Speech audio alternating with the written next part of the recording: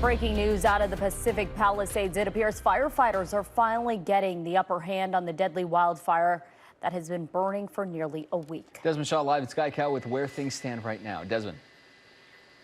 Gio and Leslie, indeed, firefighters have taken advantage of the much better weather today and the clear conditions with very little wind to get out here. Here we're taking a look at a couple of engines up off of Mulholland Drive. That's the section that is inside Topanga State Park. So you see some hand crews out here as well looking for any possible hot spots that they can mop up at this point. I did notice one actually not a water dropping helicopter. I'm going to widen out and show you here. We'll put up the satellite overlay and show you kind of the area we're talking about here.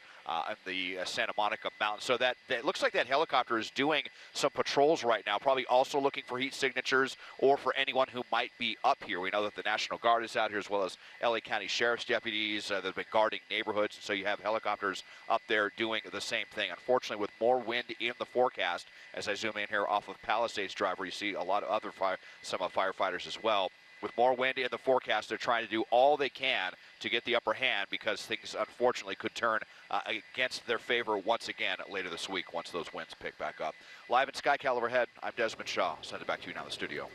Desmond, thank you, and good evening, everyone. I'm Leslie Marin. And I'm Gio Insignares. The Palisades fire has burned more than 23,700 acres. 8 people have now been found dead, but firefighters made some progress tonight, and the fire is now 13% contained. Turning now to the Eaton fire, it has 16 confirmed deaths. That fire has torched more than 14,000 acres in the Altadena area and is now 27% contained.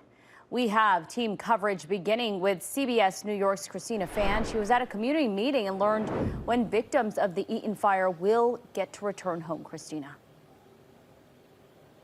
Well, Leslie and Gio, pass by any evacuation zone and you'll likely see a huge crowd of families at those security checkpoints trying to figure out when they'll be let back into their homes. This afternoon, hundreds poured into a community meeting trying to get to the bottom of what that date will be, and we're told it could take days to weeks.